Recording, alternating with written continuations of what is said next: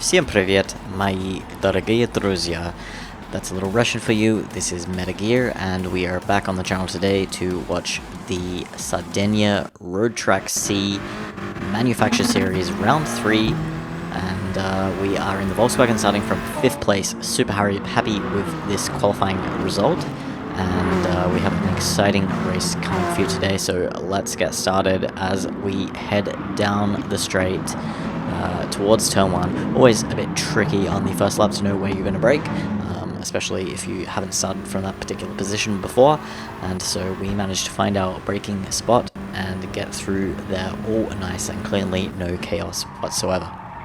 But as we come around this fast left-hander, we see the Mercedes there in 3rd place, go a little bit wide. He drops down to 4th, just rubs up against the wall, and that gives us a big speed advantage. So as we come around, all ready to end the first lap, it's a very short lap here at Sardegna Road Track C. We're going to have a little look up the inside. We take the title line, get around, and now this is where the Sirocco can really stretch its legs. This is where we have the advantage over the Mercedes in the straight line speed. So you see he's just ahead right now, but we have gotten there now into 4th. We have the inside line coming down towards the hairpin, and like I said, it's a very short lap here, only about 56 seconds long, 57 seconds maybe in the race. And there we go, one position in one lap. We're up to 4th place. We have another 24 laps to go after this one, so it's a very long race because the lap is quite short.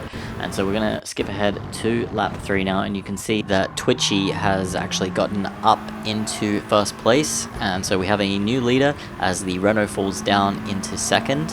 And we're just outside of the slipstream at the moment, so we need to catch up. Even though the top 3 are battling quite hard, we're just outside of that range right now. And you can see we got a little bit closer through that left-hander, and still just not in the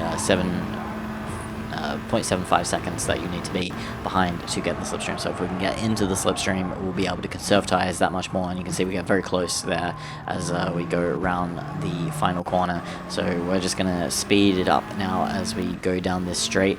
And as we go into lap 4, you can see the Renault has now fallen back down into 3rd, but this fighting has allowed us to get up momentarily into the slipstream.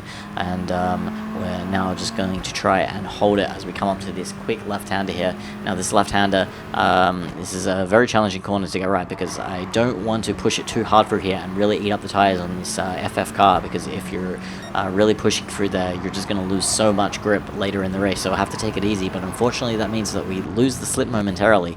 And so we're going to jump ahead now to the 5th lap. And you can see that Twitchy has fallen back into 2nd, so we have a new leader. It's the Japanese driver who is driving the Lexus, I can tell you. And we actually have a good mix of cars in this race, and that's what I love about the Manufacture Series, is you just get such a wide variety, whereas in Nations Cup, people tend to go towards either 1 or 2 cars, which are the best for that track combination, or it's a single make race, as was the case with the go-karts last week. So I believe I'm the only Volkswagen in this race. We don't have iRacer GT racing with us this week, because I was just in the lobby ahead of iRacer, and no, this is Jester. And now we're going to jump onto the 6th lap here in 6th position, just here for the 40s in the Jaguar, and he is going to have a complete dirty send it up the inside into the last corner, full throttle, pushes me out wide, and this causes me to drop back 2 positions. So I was absolutely livid at his move here, and that's unfortunately the case with the new penalty system. Is drivers are confident to just go for these moves that you would never do in real life. So we had the Jaguar of ASR Adam behind us, but luckily we had the slipstream from the Mercedes up ahead, and we were able to keep on going. So now we're on the 7th lap. We've fallen down into 6th place. We're 1 place down from where we started, and I just want to get this position back so badly. And I even want to take some revenge on the driver in the Jaguar. And now you see that the Mercedes, he actually goes wide here, and but he manages to keep it on the track and doesn't lose that much time.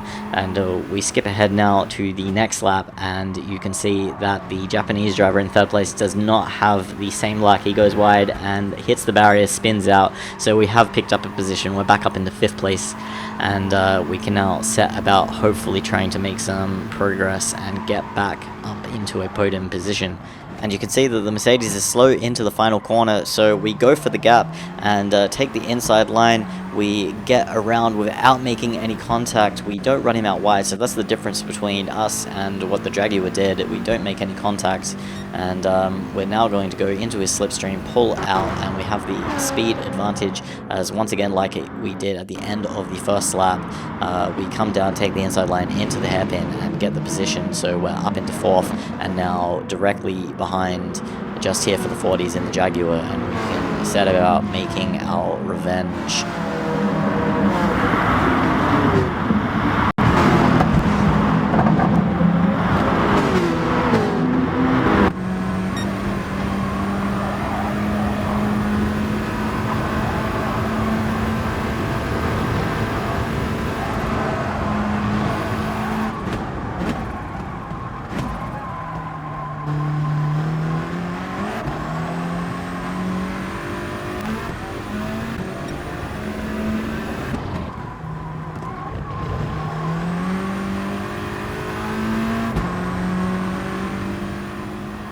So as we approach the halfway point of the race, we'll check on the tyres of Twitchy. As you actually see, he's here battling for the lead with the Renault, who's now gotten back up into first place. And you can see that Twitchy's tyres are much worse off than what ours are. So even though we are managing to keep the tyres in good nick, it's kind of from the second point of the race that we're going to be in trouble if we make any kinds of mistakes. And you can actually see 4th, 5th, 6th, 7th, we're all just line astern here, so one mistake and you can drop back a long way. And we'll jump up ahead now to the 11th lap, and you're going to see here Twitchy, he gets wide and goes out there onto the grass, and that gets just here for the 40s right up behind him, and they are going slow and battling through those S's, and that allows me to make up a huge amount of gain, a huge amount of ground, and I'm actually going to go up the inside here, take the tight line, and get past both of them in one corner. And so we've gone suddenly from 4th to 2nd place, and Twitchy is going to try and get in our slipstream and come back at us, but you can see that his tyres are, you know, about 15% worse than what ours are, so he doesn't have the tyre wear to make any kind of move back on us, and we get past him, and we've made the move stick. But as you can see up ahead, the Renault has just bolted, he's taken off while all this fighting was going on. But yeah, at this stage I'm up into 2nd place and just absolutely thrilled by how this race is going, as we now basically come through the exact halfway point. We're still setting blue sectors, our tyres are in good condition, so we'll jump up ahead here to the 13th lap, and you'll see how much Twitchy is actually struggling. He's on the outside, and he's just dropped down from 3rd to 4th. He's going to lose 5th here, as you once again, you're forced out onto, you know, the outside line through all of these corners if you end up on the outside on that first corner. So down into 5th, he goes out wide once again, has a huge moment, down into 6th, down into 7th. So in a matter of a couple of laps, he's gone from kind of the lead of the race down into 7th. And this is what happens when you lose the tyres. And so we are now going to jump back on board with me. We're on the 15th lap, and I'm still managing to keep things reasonably solid.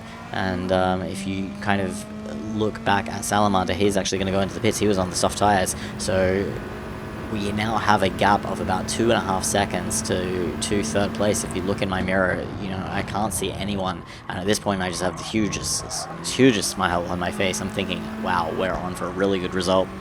If only we can, you know, keep the tires together, not make any mistakes. But as we jump here ahead to the 17th lap, the 2 drivers in the Jaguar behind me, they're starting to get, you know, just a little bit closer, as my tires are going to get worse and worse. So we'll just speed it up here as we go through this 18th lap, and just over the course of this lap you're going to see how much they are going to catch up as we come once again through to the final corner. And just look at how close they're now getting as we come into that final corner, and this is where we are really struggling in the FF car for the traction coming out of that last corner. And so actually, as we cross over the line here on lap 19, I'm going to start trying to break the toe, because they're just close enough behind me that they are now in the slipstream. So the stage is set for an epic final 6 laps as we battle to hold on to this second position. Can we keep second place? Can we stay on the podium? Can we keep third? You know, you just have to wait and see, because we're in the same situation as we were in last week at Dragon Trail, where we have these faster cars behind us and we have to defend, but unlike last week where we kind of had a slower car in front of us in iRacer GT, we don't have that this week, so we don't have anything to chase. We're just going to be defending, and you can see how close they've now gotten, and they're right up behind me into my slipstream, and I'm going to go over to the inside of the track, and it looks like I am far enough ahead. They don't quite have the gap. You know, they're not quite close enough to make a move, but this is just here for the 40s, and he once again is just going to have this little half move and then just drift into me. He doesn't try to brake, he doesn't try to avoid me at all, doesn't try to give any space, just goes into me, pushes me out, and takes the position, doesn't even flush his hazards. So, you know, this guy here, just here for the 40s, you know, to me this guy is not a clean driver. I mean, he's in his ridiculous tin delivery. So yeah, all the hate in the world going to this guy. You know, obviously he has pace, he's up in the top lobby, but that's not the racing that we're here for. That's not what we want to do. You want to try and make clean moves.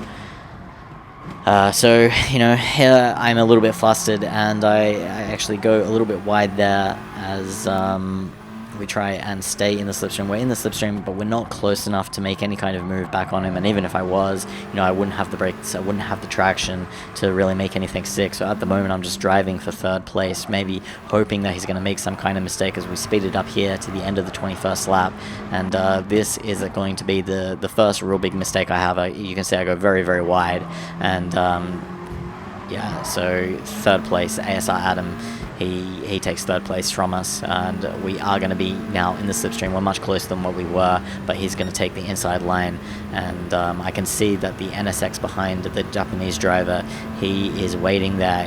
I am on the outside like Twitchy was, and so I know that we're going to have to try and cut back in, see if that we can get the cutback and get a better launch off of the first corner, but no, we can't. We don't have the traction, and that's not really the corner to be able to do that anyway, but we just didn't want to get stuck out wide, and so we managed to at least hold on to fourth place, and we're going to chase back after second and third, but it looks like we're not going to be able to get onto the podium in this race because we just don't have the tires left. As we jump up ahead to lap 23, you can see that they've pulled out a little bit of a gap. They're kind of out of my range now. We're not in the slipstream anymore, and even though they're battling, we just don't have the pace to keep up. So we're once again looking behind us, looking to fifth place, and actually the NSX driver, he just goes in a little bit hot there. He gives us a bump, we go out a little bit wide, and that pushes us too deep for the corner. We can't get on the power as early as we would want to, and so he is able to get up once again on the inside. And like I have said over and over during this race, you do not want to be on the outside of this track. Anywhere on this track, you always want to be on the inside, and we can't defend that, and he's going to get the position. So we're down into fifth place. It's exactly where we started. And you know, at the beginning of this week, when we saw Sardegna, when we saw that the tire wear was going to be, you know, ×6, that it wasn't going to be a required stop race, that you could do a no stopper here because it's the quicker option. We kind of knew that this was going to be a difficult race for Volkswagen, for the FF cars. So a fifth place, I would have absolutely, you know, signed up for it straight away if you told me I was going to get fifth place. But you know, having been up there in second and seen what was possible, just the pace that we had in qualifying, the pace that we had in the practice lobbies, to come through here in fifth place, even though it is where we started, we didn't lose any positions, it is a little bit disappointing. But you know, what can you do? We just have to kind of look at the bright side and say, look, this is a weak combination for us. These tire wear races aren't going to be in our advantage, and we've managed to bring home our biggest points haul of the season for Volkswagen, and it's moved us up to 9th place for the regional standings. So there we have it. If you enjoyed watching, please hit the like button. If you enjoy my videos, please subscribe. I'm trying to build the channel. Let us know in the comments what you thought of the Jaguar's moves.